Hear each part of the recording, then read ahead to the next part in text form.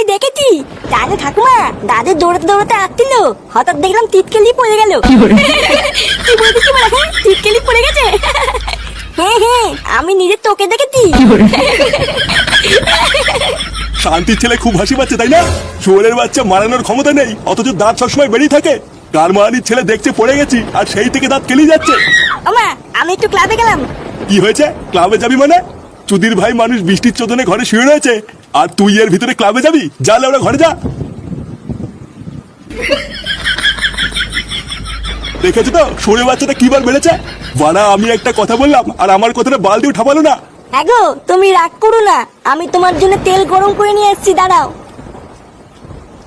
জয় বগুলা মাতা শক্তিধারী, সারা জীবন যেন এইভাবেই মাল খেতে পারি।